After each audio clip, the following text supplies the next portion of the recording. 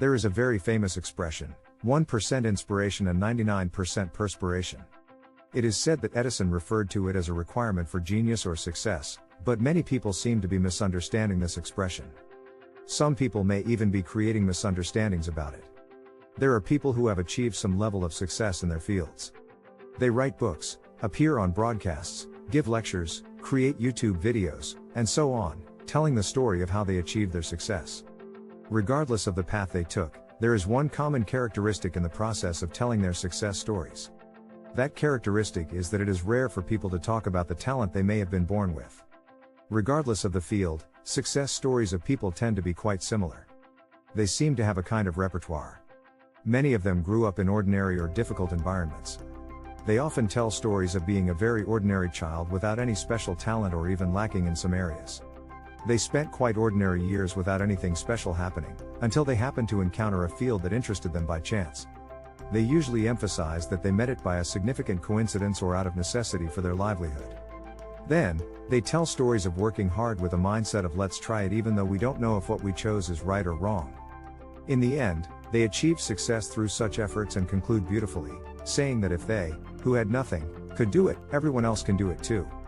They encourage others to fill each day with hard work and there is nothing they can't accomplish. It is not a false statement.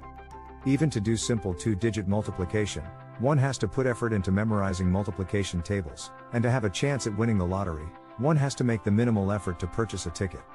As mentioned earlier, inspiration only accounts for 1%, but effort takes up 99%, so it cannot be said that it is not important.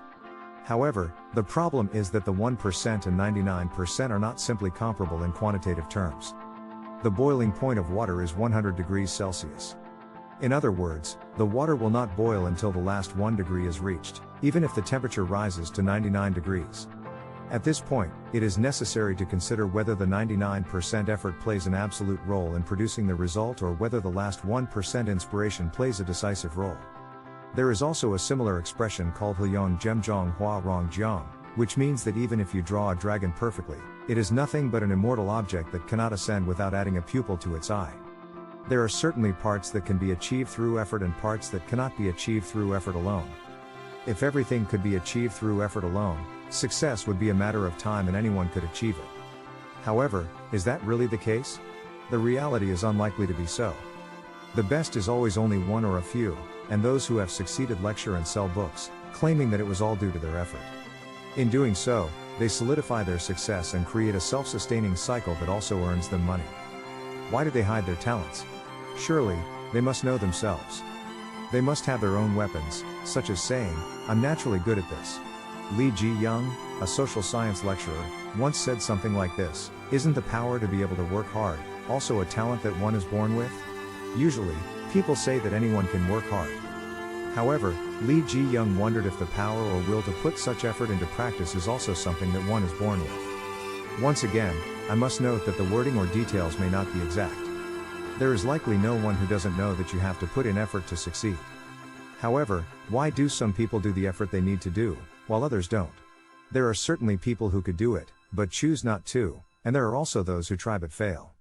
If we think about it, telling these people to just keep trying might not be very meaningful. It seems like somewhere along the way, I've heard the idea that willpower is also a talent. Why do successful people talk as if all you need is hard work and effort to achieve everything? There are certainly people like Lee Ji-young who express doubt and acknowledge the importance of talent in addition to hard work. As mentioned at the beginning of this article, Thomas Edison's quote suggests that he may have also thought that way. It may be a conspiratorial way of thinking, but perhaps even these successful people are satisfied with their self-image as belonging to the upper class of society, unaware of the subtle hierarchies that exist.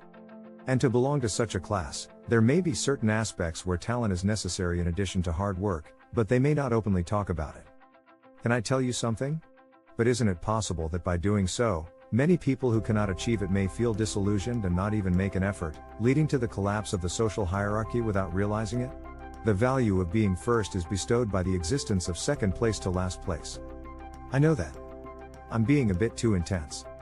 Nevertheless, it feels somewhat uncomfortable to simply go along with the stories of those who claim that everything can be achieved through effort alone. Is it because they need to sell lectures or books?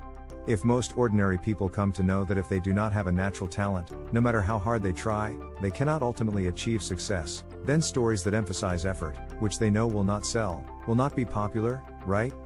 I think about everything in frustration when my efforts don't seem to pay off. Let's take another extreme example.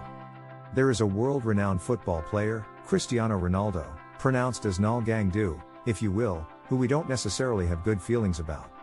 He is said to be the highest-earning active player, with a whopping 1 trillion won in earnings.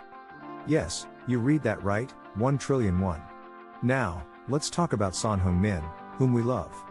We can't confirm it exactly, but his current annual salary is about 150 billion won, and he is said to earn about the same amount from advertisement revenue. So, if we just calculate that way, he earns about 300 billion won per year. 300 billion won, can you believe it? Son Heung-min has been active on the professional stage for about 10 years. At the beginning of his debut, he received a salary far lower than what he receives now. However, let's assume that even back then he received the same amount he receives now, and didn't spend a single penny for the past 10 years. In that case, Son Heung-min would have assets worth 300 billion won, approximately $267 million. As for Cristiano Ronaldo, he may have spent some of his money, but according to what is known, his net worth is said to be 1 trillion won, approximately $893 million. So if we assume that he earned his current salary and advertising revenue since his debut and saved every penny, Son Heung-min would have 300 billion won in assets. It is difficult to say whether Son Heung-min's efforts were lacking compared to Cristiano Ronaldo's. It is possible that he put in even more effort than Ronaldo, but it is not reasonable to compare their wealth solely based on effort. Even considering all factors, it is still difficult to understand why there is such a significant difference in their assets. If hard work was the only factor that determined success, then Ronaldo would have retired by now and Son Heung-min would have surpassed Ronaldo's wealth of 1 trillion won. However, this is unlikely to happen. While it may seem absurd to compare extreme cases, paradoxically, such extreme comparisons serve to illustrate that not everything can be solved through effort alone. Let's take the example of comparing a billionaire like Cristiano Ronaldo to an average person like us. Haven't we also worked hard to make a living? Of course, compared to the effort it took Ronaldo to become the world's greatest football player, our efforts may seem trivial. But still, we have made efforts, haven't we? Yet why is there such an enormous difference in our assets? Let's say an ordinary person worked hard and made 5 billion won in assets. That may seem like a significant amount, but compared to Ronaldo's 1 trillion won, it pales in comparison. However, is making 5 billion won something that can typically be achieved through effort alone?